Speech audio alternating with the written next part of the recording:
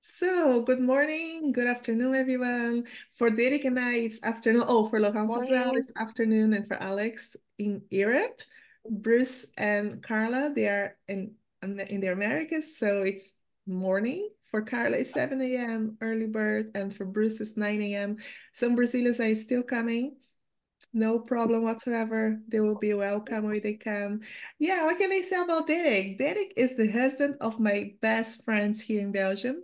I think from this session, Bruce was the only one who met her last Thursday.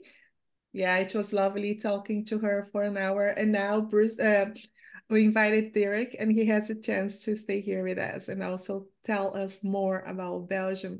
And I think in your situation, Dirk is going to be mostly about Brussels because that's where he's been working mostly. I think the majority of your life you've been spending in Brussels, right? Yeah, indeed. Simone, I got to know you thanks to my wife Linda. You're very good friends. Personally, I live more close to the Netherlands, close to Maastricht actually. But I work in Brussels. Why did I start to work there? Let's say I live in the north part of Belgium. There, you're, let's say, when you're 10 years old, you start to, let's say, of course, the main language is Dutch, or Flemish, as they say, but it's really Dutch. And we learn then French as of the years of 10 years old until you're 18. And then you can choose if, let's say, if you're going to study something different. So when I was 18, then I studied economics because I like to, let's say, continue to have a little bit of French, start with English as well. At the time, you could take the option actually to choose Spanish or German at the time because we live so close to Germany as well, the east side of Belgium. I started to learn German as well. I then started working in Brussels, and it's an American company, and why it's a bank. But what appealed to me is that my father, he was more into, let's say, a chemical company, but also an American company. So I had this affiliation with the company and sometimes with American visitors. So somehow that still resonated with me, like emotionally, to start with an American bank and not necessarily with a plain European bank. And why, let's say, the other advantage was that it was located in Brussels. And Brussels, I knew in Belgium, yeah, the north speaks Dutch, the southern part speaks French, and I really wanted to do something still with my French and improve it. That's where I went. That's why I started working in that American bank, because you had a lot of people from, ultimately, which I did not know at that time, a lot of different cultures.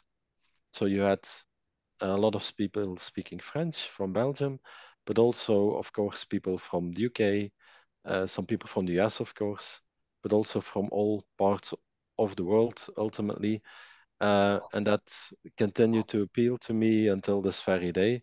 What I did not practice enough then was my German, unfortunately, a little bit, but not that much to keep it at the same level as when I was, let's say, 18. And I did start with Spanish courses when I was 19 for a year. No, sorry, when I was 22, when I was already working. But I could no longer combine it, work life. Well, now I'm a little bit older. Now I think, like, why could I not have combined that? But it was after work, and then we did other things sometimes, or we worked later, or we saw each other amongst colleagues. So that was a little bit more difficult. In Brussels, where I live, actually, there's also people from Brazil that work there. Just let's say there's one person, Christian. I think he started in Spain, his career, and then he wanted to move on, and actually is now working in our finance team in that American bank. So it's really, as I say, multicultural, a lot of different people, and also people that, let's say, come from Brazil or other parts of the world. They have the advantage to speak English, so everyone know that's the main language that you need to communicate in the company. But of course, let's say if you come from Brazil, you have people from Portugal that you can speak in your own language, or even people from Brazil that you'll meet, or people, let's say, if you're in other parts, you can speak Spanish together. So that's a very nice environment, I think, diversity to work in all together. So that appealed to me a lot. Wow, that's a very good introduction, Derek. I think everybody has an idea of how you use your languages. And that's also the reason why when I invited you to be part of this project, you accepted right away because you're used to get to know, to work with people from different cultures. You're used to the different accents. And that's exactly what this project is about, to see like now, today we have France, we have Mexico, we have Mhm. American. I mean, I don't even know how I can say that my accent sounds like nowadays because it's so mixed already. So anyhow, Christine is also here. She's from Belgium. She's from also from the Dutch area, but she's a little bit shy. So she told me, I'm just gonna listen. I don't want to interact much, but don't worry, she's there. She's listening to us. So I think we can start with the questions. Does anyone would like to ask something else to Derek, maybe? I'm sorry, I was doing some work in the background while you guys while you were talking, Dirk, and I didn't capture all the information you were sharing. I did understand you're an economist, or that's what you I study. studied, yeah, it's economy, but that's very uh, generic economy. So at university, um, and then I had let's say, specialization in marketing. Why? But I'm not doing marketing today. At university, actually, you could do your own project. So you could meet with people in a company, typically small and medium-sized companies that had an ID. Then you could work on it, get all the data, do the analytics, use the software of the university, then Mhm. present it. So that was like your assignment.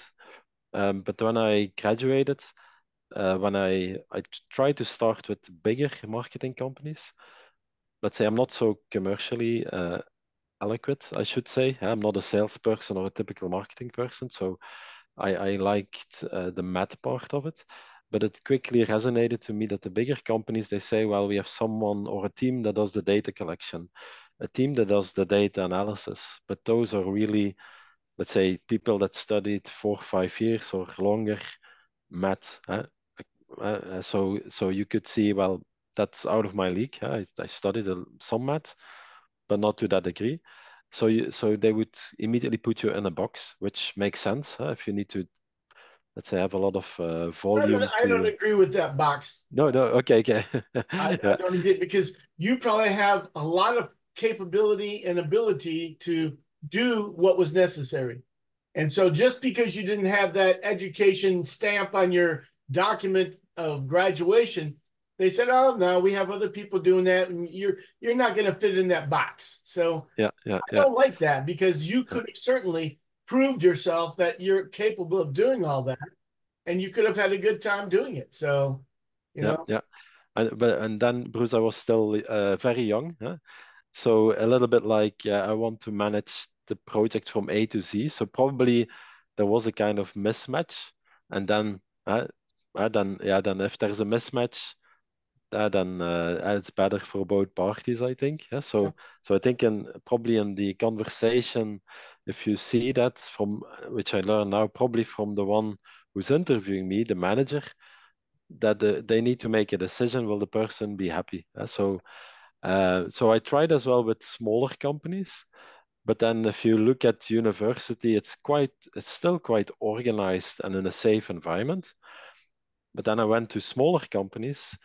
Uh, Actually, in Brussels as well, there were a few companies that sat in a small building, but with a lot of PCs. Actually, data gathering was at the time still a lot of people coming in with paper documents that had to be put in computer. So it was not like today that maybe people will ask you to fill in something on a website. So and then I said, okay, if let's say I had some affinity with banking in general as well. I studied math as well, economics. So I said, okay, languages. Okay, I'll start with that company, and actually, and in the end, that gave me a lot of satisfaction. So, yeah. So indeed, I studied something with a specialization in marketing, but what I studied was also relevant, luckily for me, to try and do something different, which in the end paid off very well. It was very interesting journey so far already. Yeah. But Dirk, you work in 20 years for the same company? Yes. There were different opportunities. So luckily the company grew and the division I was in as well. New ideas, new developments. So you grow with your product or the service you offer, thanks to our clients as well. If your clients grow and your clients have ideas, then and by nature they'll say we need this, we need X, Y, Z. What can you help us to accomplish this? So the company I work for had to grow with you grow with your clients. So that's I think a nice way because they let's say if you can grow that way as well. So it did not became 20 years doing the same Mm-hmm. topic, maybe similar topics, but always with a different touch. And within the company, I could move as well. Yeah, and that I think that diversity and that growth in the products or services, yeah, allows you to stay, let's say, learning and growing and be challenged. So that was so far, and I think it will continue. The company is really going into that direction, like a lot of companies, to try and change and try to evolve with everything that's changing around us, especially with our clients. Wow, amazing. I mean, nowadays, you don't find people who stay so long working for the same company. This is really amazing. And we can Yeah. hear how passionate you Yeah. are. So it's very good. Marcela just joined us. We also have welcome, by the way. We also have a question from Laurence. She asks, I'd like to ask the question about the difference around the languages between like French and Flemish, Dutch. I don't think everybody understands that. Can you please try to explain us a little bit how it works in Belgium? Especially for you being in Brussels, like they say Brussels is bilingual. Is that correct? Or even three languages with English. Can you tell us more about that? Yeah. So maybe when I mentioned I worked 20 years in the same company, I think as well there's a lot of benefit to move around. So don't get me wrong, when I was 28, I told my boss at the time, could I work for a client and come back after 2 years? But that's, that's that typically that doesn't work that way, of course. So it's good to change as well, I think, in general. To come back on the question, I think the foundation of Belgium, we are founded in 1830. But if you look at, let's say, how the countries in Europe have formed, so if you look at it historically, we were part of what they called at the time the lowlands, or it was, let's say, the Netherlands. And then the south of Belgium was more part of probably what's France now, or um, but at a certain point in time, we also even had a Spanish king at some time in our region. So at a certain point in time, there was a dispute between the north part of the Netherlands and the southern part. And probably that was a little bit driven by religion or but Lutheran more in the north, Southern more Catholic. But ultimately, that was we separated at that moment, and Belgium was formed. And then we were created as a bilingual country. So northern part speaking mainly Dutch. That evolved into Flemish because let's say it was not a friendly separation with the Netherlands. So of course, the people in the north of Belgium said, yeah, we are in Flanders, so we speak Flemish. But actually, if you hear the north of, let's say, if you hear Dutch and Flemish, it's very similar. So it's as similar as you would hear a Scotsman and someone from England. They're Great Britain, but there's a difference. So I hope that explains that difference. And then, so that's French part as well. And Brussels, it is bilingual, but you see more people that move from the south of Belgium. Let's say in Flanders, you have, for example, Antwerp. You have a few more regions where you can work. For the south of Belgium, Brussels is, I think, the closest city that has this international appeal. So you have a lot of people that from Flanders go and work in Brussels, and from the south of Belgium go and work in Brussels as well, but they would stay there. And historically, I would say the language of, let's say, the royalty or people at power within Belgium, that was French as well. So our king is based in Brussels. The capital of Flanders is Brussels.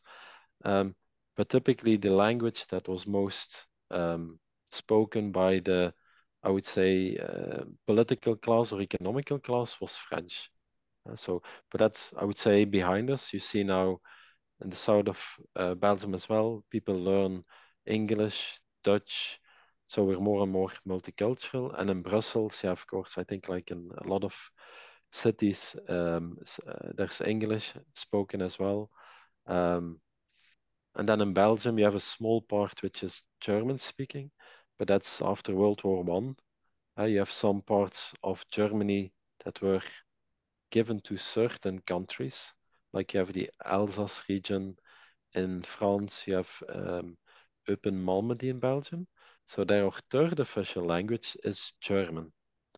So you have, we call it, let's say, let's say, different groups within our country. You have the Flemish or the Dutch speaking, Wallonie or French speaking, and then the part that Germany gave at the time, so after World War One, that's what we call German-speaking Belgium, and they all have their own government and certain, let's say, powers to manage your part of the country are completely given out to those three separate governments. So in Belgium, when you hear someone in Belgium say, we can say, well, we have 9 governments. So, for example, in Flanders, we have one government who is responsible for the Flemish region and the Flemish spoken region. So you can say, that's at least one. But in the French part of Belgium, you have a government for that, let's say, Wallonie, but also a government for the French-speaking society. So, and in Brussels, you have the same. So, but we live good together. But of course, there's disputes. If you have some disputes in a way of, well, in this part of it's the same country, but in this part of the country, you get a fine for driving 90. There, if you drive 70 kilometers an hour. So there's some nuances where you can decide yourselves, and some things where we need to agree together, and that's that's democracy. But we have a special type of democracy so that no group is actually completely ignored. But so far working, so good. Yeah. So can I ask you to explain why uh, let's say on the French Wallonian government and the Flemish government, why the Ministry of Education doesn't ask the same level of Dutch or French to the population? Like for example, if you are in next to in France, I think next to Valenciennes, I think in, let's say, Erqueline or Mons, then the children nowadays at school, they can choose only to take, even at primary school, they take English. They don't have anymore to take any Dutch classes. That's finished. And whereas it seems like I have still heard, don't know if it's true, that the Flemish education government still ask at primary school the Flemish children to learn French. So can you explain why? And like you said, you learn French until the age of 18, so that's almost before university. Whereas at the past time, the Wallon, they only had to do it until 12. So like at first day of secondary school, they could give up Flams of Netherlands. So how do you explain that difference of course everybody has to speak Dutch, but as someone who has been living close to Belgium, I still cannot comprehend why you don't want to learn Dutch. Also, me as a French, I couldn't understand why people would not learn Dutch. I'm living there as I learn Dutch. So I don't understand these Wallon people. I find them very Yeah, arrogant to do that. I wouldn't, I wouldn't say that. I think the people want to learn it, huh? So I think it's more how is it organized? So probably part of it is you need to have teachers to learn it. So I think that's a challenge. That's where it starts. They don't have Uh, teachers. Potentially, I think if you don't historically have that might be a challenge. Now, I think in the world we live in today, probably English in our part of the world is the most commonly spoken. So I see why the priority is on English versus Dutch.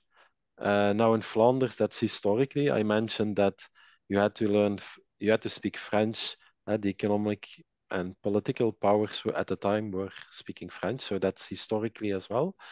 But indeed, the language of your neighbor or even within your country, I think the people and the young people they do that. So I think it's probably maybe more organizational. Um, so I think that's mainly that. Now there are certain parts. I think you highlight the region you highlighted. It's actually very close to a region in Flanders where they look for people to work because in Flanders or that part they can't find. And then indeed, that's I think if you can remove barriers to work together, so even professional work, language is one of them. So I think I hope it's purely organizational, Laurence, and maybe in the past it was different, but I think now I think they're opening up, learning English, and I think young people try to learn as well Dutch as well if they have the ability to. But indeed, it starts with getting the ability to do so. Yeah, I've met some tourists. It was I don't know if it was the long weekend we had last weekend. I talked to some tourists from Erkeline or some places like that. I don't know the bench where they have Yeah. the bench Yes. one, Yes. Yes. Kind of. Yeah. and they speak French like us. And then when you say, "Oh, you're Belgium," they don't like it. They kind of find they didn't appreciate that. They said, "No, we don't speak Dutch. We only speaks English or French, but no Dutch." They were really really annoyed, and I said that. Yeah. Well, That's just that's Derek, just to nonsense. compliment a little bit, I Yeah. think like when I speak to young people or I listen to the French walls radio every morning, and what they usually say is due to the fact that the two languages are so different and so complicated. Like I see with my children and with people around me, it's very difficult for them to learn French and otherwise as well. I think that for us, Dutch speakers, let's say, it's a little bit easier to learn French, and also due to the fact that you know that you can use it, right? If you go to South Mhm. America, there's some countries who speak French, in Africa as well, and you have all this, some of the yeah, in Canada, let's say they speak French. So I think we have better benefits of learning languages, that's for sure. However, for the French, as Derek was saying, like they're gonna think, oh, okay, Dutch is already very difficult. Even English is difficult for us. So it's better to start with English, and then if we have the chance, if the opportunity arrives, we will then learn Dutch. You see, also like companies, I think like Derek knows from his wife and from me as well, like here in Flanders, most of us, we are in the office level, I would say, we are bilingual. So most of us speak French there in Wallonia, they don't. So you see, like that makes also the difference. So we make it also easier for them to switch to English or to speak French for them. So you see, there are so many reasons that, as Derek was explaining, historically, it makes very difficult to change the mentality, most of all. The mentality is still very strong, being proud of their heritage and having French and being powerful, even if they're, I don't think they still are at the moment, but they still have that feeling. We are French and we don't need the Dutch. So I don't like their attitude when they do that. I really don't like. That's the attitude. So let's see, Carla, of Alex, of Marcella, are you curious? Would you like to ask Derek something about anything? Do you have some questions, maybe? Okay, Carla, go ahead.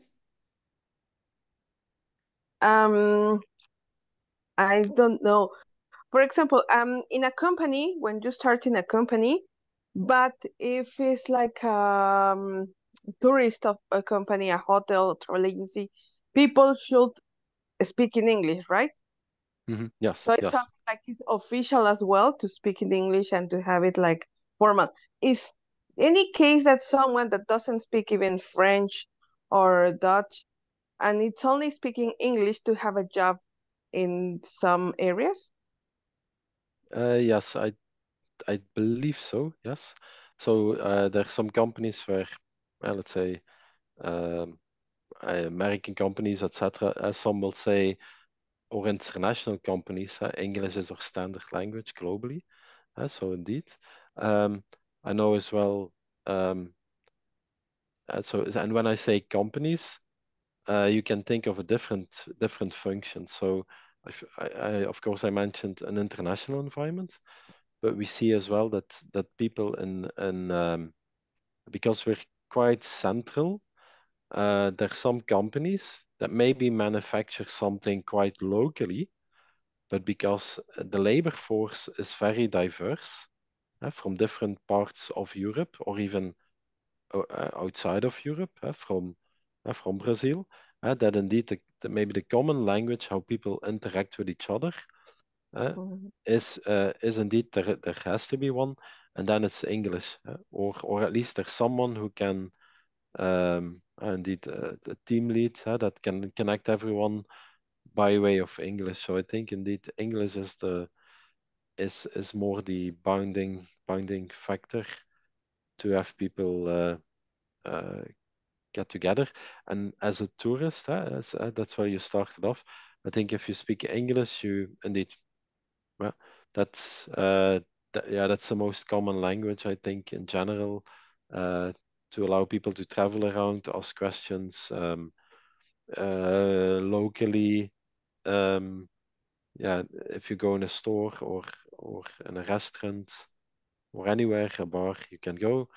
And if you come to Brussels, there's even a Brazilian pub, etc., and community, so you can even there Speak go your own back in. language, So yeah.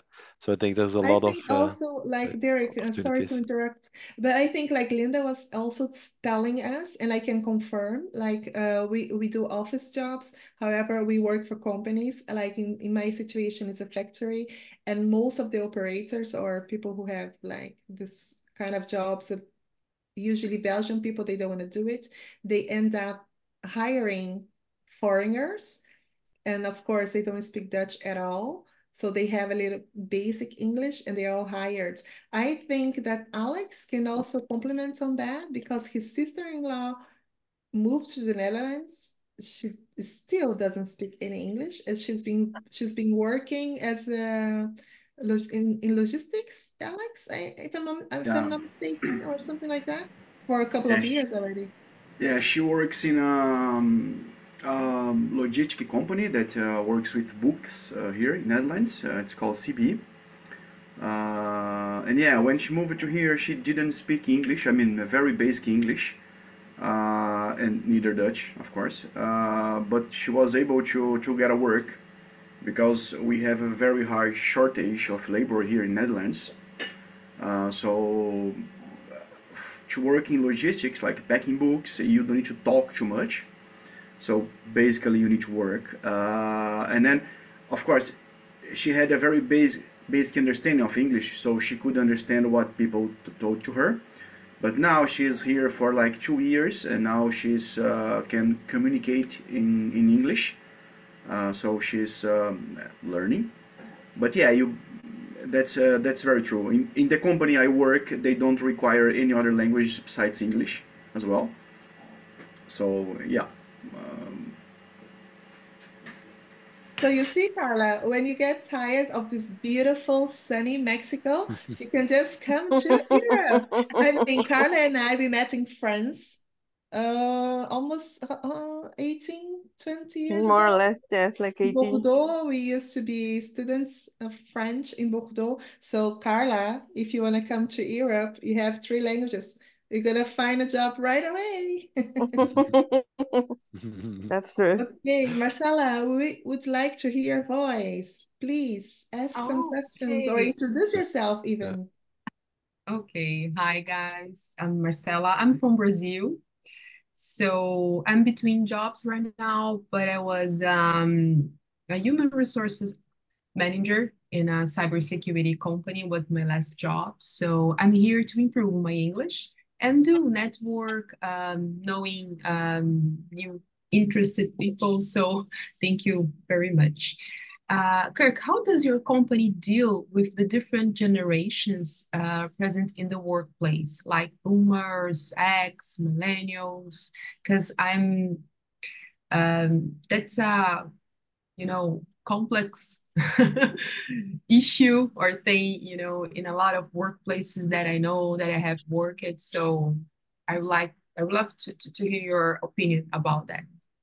Thank you. That's a great question, Marcela. I think we just talked about it. Derek has been working for 20 years, so I'm sure he's seen people come and go. And Yes. now you definitely have young colleagues, right? Tell us about that. I'm dying to know. I think what we see is that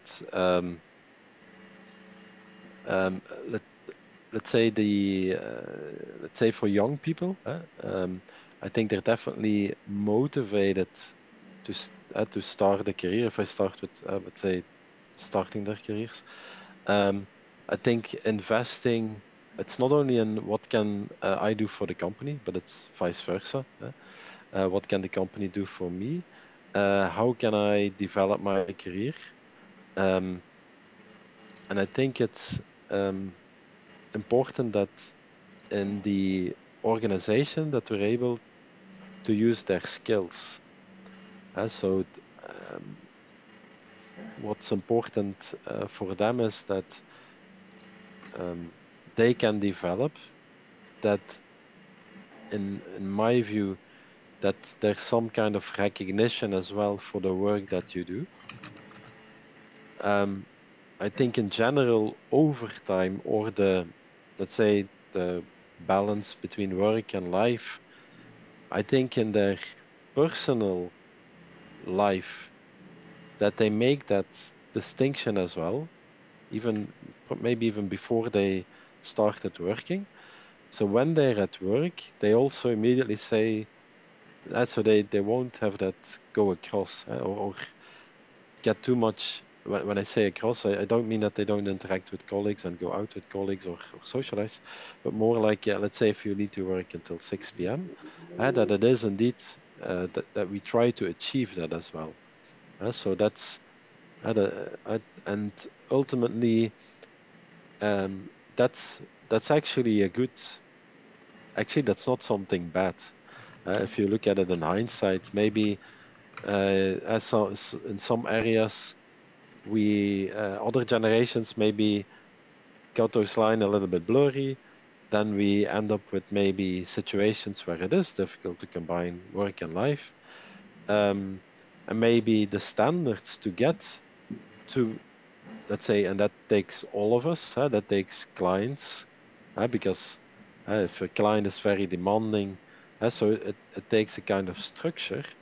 But if you all live toward a certain standard, you can achieve that. And a standard of work that can be how, let's say, sorting books. Well, you need to get, if I use that example, well, that order needs to come in at a certain time for us to be able to finish it. If you follow that strictly, that seems achievable. If you have some lines blurred, and I think the younger generation, they will not necessarily accept that blurred lines. Like so, and I think if we all live by that, of course, sometimes you need to ask a little bit more. I think everyone gets that, but as long as it's not structural. So that's now the other thing is what I think is important. And because I only worked for one company, I have a company where in general people work very well together. And that is very important. And you can be the smartest person, but if you don't are able to communicate together, that is key. And that's how do you create that? That there's yeah, I I think that sometimes it has to do with the character of people. You have all of us, we know well, I have the same type of work that I deliver, but the response to it might be different. Is it then with who you interact, or is it how I present it, or and sometimes it can be, well, it's actually with who you interact, and how can we change that, and how can we be open about that and be more, that's about more strict. What are your boundaries to accept? Now, sometimes you're in a position, in a difficult one, if it's a client, it's important to have clients, or whoever, it's important to have relationships.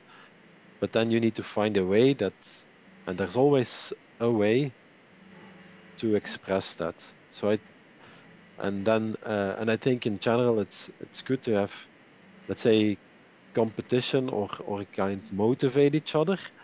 But if someone has, in my view, a negative influence, that's what we've seen. Negative influence. Either you create a culture that that they feel that that's not how we accept it. They change, or you communicate that that's not accepted. But I recognize that I'm a little bit privileged there, and I don't know how that's created.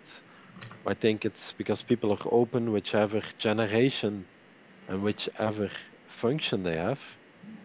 But how do you create that? Yeah, I didn't create it myself. I am part of it. So maybe everyone who is in the group creates it, like in this group as well. We're creating something. But I think you need to say as well if someone is not positive or helping each other, then we need to be able to say it as well. Okay, Derek, Bruce has a question following up the questions of Marcella, which was a great question and answer, that's for sure. Like, did that change when it comes to, like, does your company pay for overtime? Perhaps if people work more than 40 hours. I think back in the days when you started to work was okay to do overtime. Like for me, for instance, I've seen this switch, especially after COVID. In the company that I work, actually, we don't make overtime. You see, you work with flex hours. So let's say if this week you work 50 hours, maybe next week you can work 30. So you're your own boss on that way. When it comes to time, you have the flexibility. So, and also the government changed this in this area. You have to pay really high taxes when you make overtime, especially due to the fact that people are getting very sick, like they have burnouts or they struggle to work and to function. So the employers and the companies, they're very careful when it comes to that because they don't want to lose, not even lose, like if someone gets sick for 6 months, it's very difficult to replace them because they have a know-how, they have their experience, they have their knowledge, and it's difficult. So they try to keep people sane and peaceful. Uh, Derek, would you like to tell us more about that? I think in general there are differences by country. So that exists, and then within the country you have differences by sometimes by sectors, by or company cultures as well. So and let's say so in my company as well, some people might get paid overtime, some not. And there might be regions where it's not on. And actually as well, there might be locations where indeed you have a cafeteria to go to. There might be locations where it's not. And I think that's more ultimately, that's all important. Overtime, I agree with you, Simone. I think that's a hot topic in general, that people try to take care of their staff, because indeed they give the added value. So in general, for let's say personally, if there's a let's say our competitor, let's say in the same city, yeah, they have a cafeteria, they have XYZ, which is interesting, which is not on my side, but it's not commonly done. Let's put it this way. Is it let's say, is that a game changer why you would like to change or not a company? Maybe a little bit, but probably not the biggest one. So it all depends on how you value that. So I think probably in most of us, the experience is that there's a lot of diversity in how it's managed within each company. Yeah. And then Yeah, depending, because yeah. Bruce was asking you as well when it comes to benefits. Do you think there's a lot of difference in the companies here in Okay. Belgium and in Europe when it comes to like they have this benefits in the companies, and that's going to be a reason why, especially young people, they're going to apply for the job? And how can you compare the differences when it comes to benefits? Like in Brazil, if I'm not mistaken, you have this check like we have to buy meals every day. But Bruce, I don't, It's like a credit card. It's like a debit card, and you can use it during the month, and then they give new funds for the next month. So you can spend up to X number of reais in Brazil with the currency here. You can spend so much each day to eat lunch. So they provide basically a lunch, and you decide what you want to buy. And all the restaurants accept this card. It's a general card that companies issue to the workers to provide funds for them to eat in restaurants for lunch. Like Marcela, do you have the experience of using this card for supermarkets, for instance? Because that's something that we do in Belgium.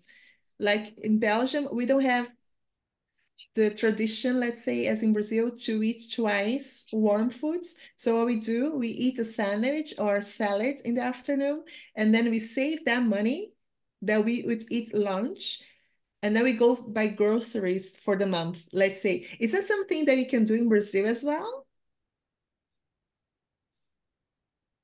Simone, sorry guys, my little is here, so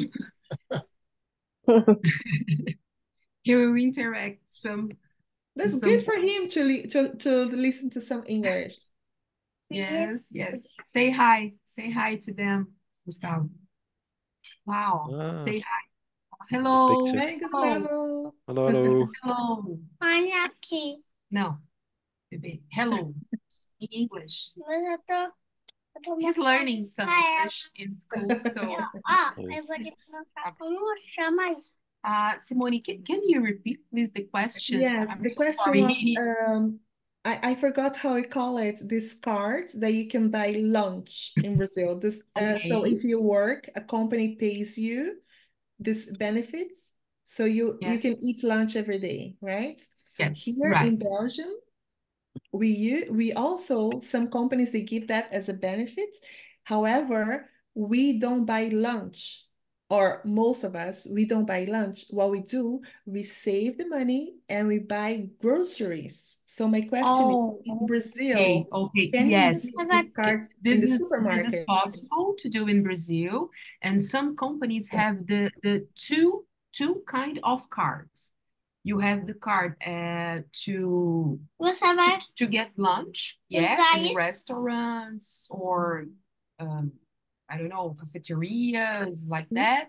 And you have another card that you can buy groceries. You can go and use at the supermarkets. I didn't So, but you understand that. get that from the You company.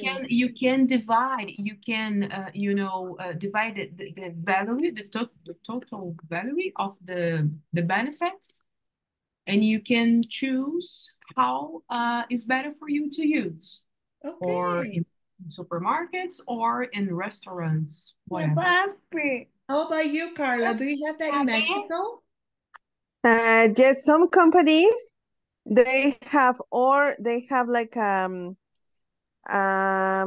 this card that you can use at the supermarket, but Mhm. not in most of the restaurants. It's more like in the supermarket. It depends your position, how much you have in this card.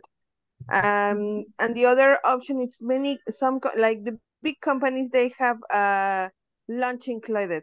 For example, in all the hotels where I visit, or these hotel zones, the big ones or even the small ones, they have lunch included, so they have their own restaurants for the staff where they Yeah, can go and have breakfast and lunch and dinner. Depends the time that you're there.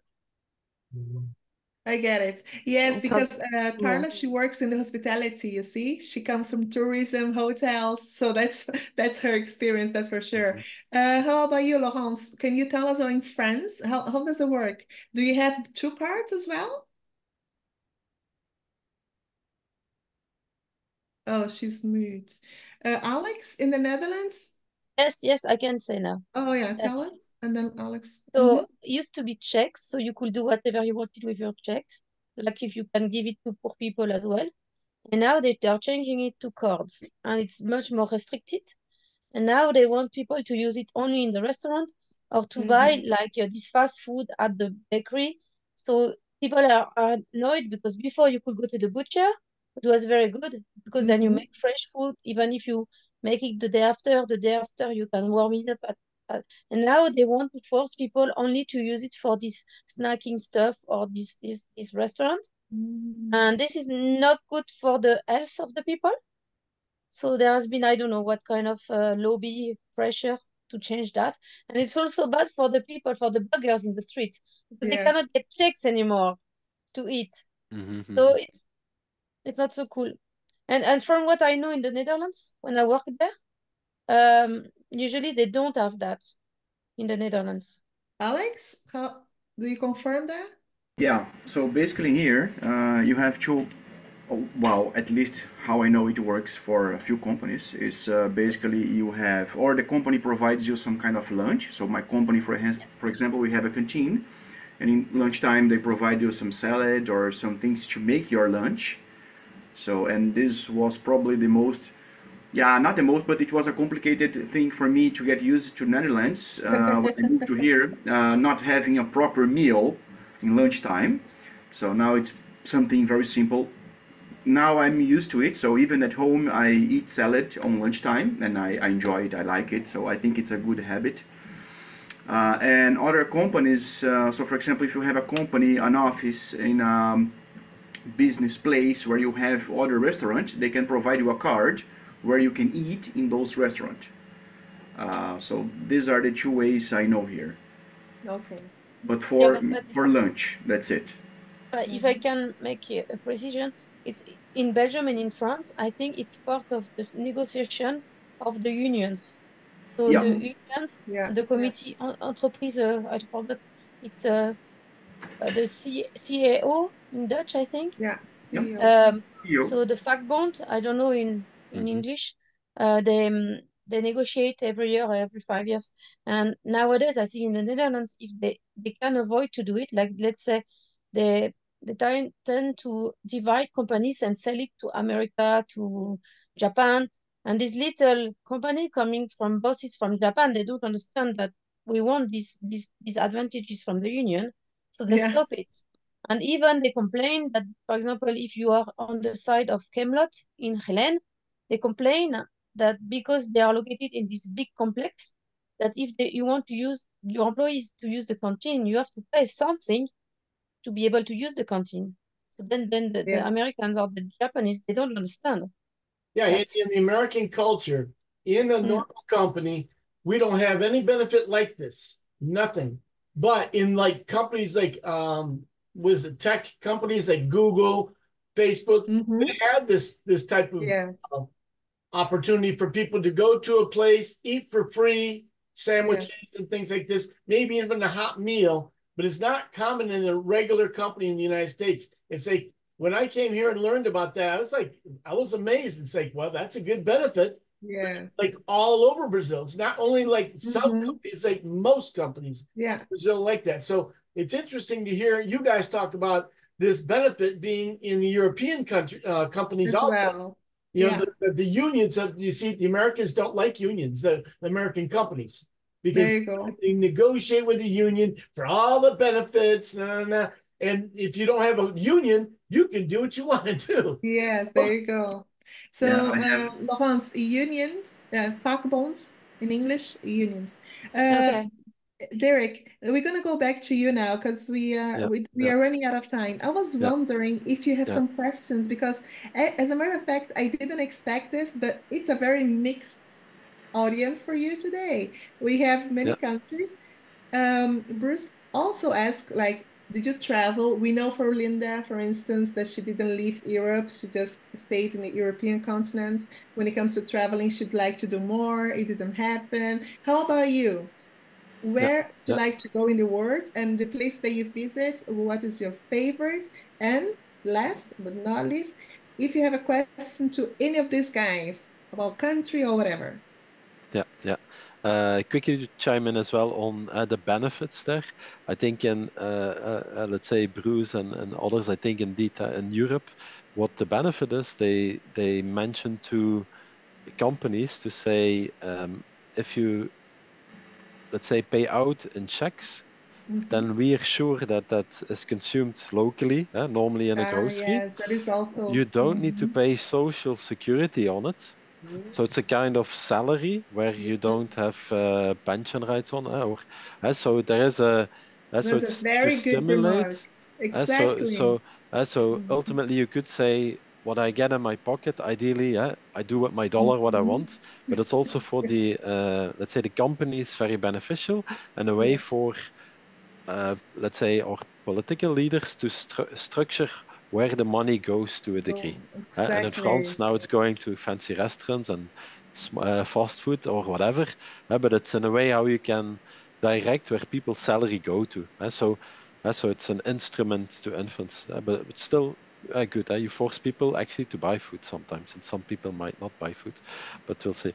But also the countries I traveled in, I once went to, let's say, Zimbabwe, because I had family there. Oh, That I found a very interesting experience for me from being from Europe, because you have a lot of, let's say in Europe, let's say if you look at me, my skin color, if I walk in Brussels, it's probably more mixed color. But in Zimbabwe, I was 16, 17. I had an uncle there and an aunt, and they worked, and they said, yeah, you go in the city. And I went in the city, and actually the local community there, of course, all black skin, let's say I have white skin. So that was, for me, was also like, wow. And I never had the opportunity again to travel there. So that was for me a really interesting experience, the culture as well. Like my wife, we only traveled then in Europe. So I have not been in Asia, nor in, let's say I've been to the United States, but typically in New York or Orlando, but not on the other part of the States. So I've not been in South America or Middle America. Well, I you actually have have an family. invitation. Come on. Yeah. Yeah, I was about to ask. I even have relatives who work in Canada, farmers, many years ago who did not have enough land in Europe. They moved to Canada because Canada at the time said, yeah, we need people to work and who wants to buy a farm, so they moved, and I never visited them, so that's also on my list. But we will see. Yeah. But yeah, there's a lot I haven't seen. And in Europe, you have a lot of, let's say, probably similar type of countries in how it looks, or more or less, but culturally very different. So that I've experienced, but not abroad that much. Yeah, but I would love to. So yeah. We have an invitation to go to Brazil already, so there you go. Yeah. From someone with the American flag who promised to put the Brazilian flag soon next to it. Oh, Bruce, you see? The Brazilian flag is missing. But He's I have married to a Brazilian, I have a so regular sized Brazilian flag, but where am I going to put that? Yeah, it's too big. It's too big. Yeah. So, Derek, do you have a question for any of us, maybe, or something that got a little bit curious before we wrap it up this session? Yeah, I don't know. I'll ask someone from Brazil because it's Brazil. Huh? Okay, What go is ahead. Marcela is ready to answer your yeah, questions. Marcela, Alex, I don't know if you're from Brazil as well, or Yes, He I am. is. So he's living in the Brazilian. Netherlands. I'm living in Belgium. yeah. So what is Marcela is on the spot. Yeah, what is maybe a misconception about Brazil, Oh, great. or something like like we say the Netherlands, they like cheese. I'm making something up. Yeah. That you say there is that's something good. about Brazil that's maybe that I hear a lot, but something they don't know about Brazil, or yeah, is there something we don't know about Brazil? I don't know. I know Very Brazil, good. I will tell you, very good football, soccer. Yeah. Very good carnival. Although in the Netherlands and Belgium, they say they do a little bit of that as well. And very, I think, Catholic, but I don't know if that's true. Yep. And Portuguese speaking, but that's how far my knowledge goes. Is there anything you say, this is absolutely something I want to share about Brazil? Yeah, I think the My most. Alex, so Go ahead, sorry. Marcela. No, No, keep no, going. please, go ahead, go first. And Yeah, okay, no problem. So I think the most common misconception is language. So a few people think in Brazil we speak Spanish. Ah, yes. To be very honest, Dutch people they travel a lot and they have a lot of knowledge about the world. So they know very well many countries. So most of the Dutch people I know here, they know at least 3 continents and at least 10 countries. So they travel a lot. So they usually know those places. But I think this is the most common, not that common, the language.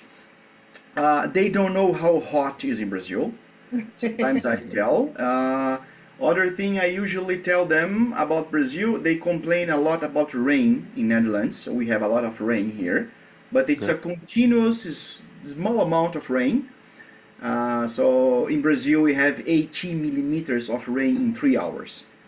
So when I tell them about this, they got shocked about this amount of water. It's like the ocean falling from the sky.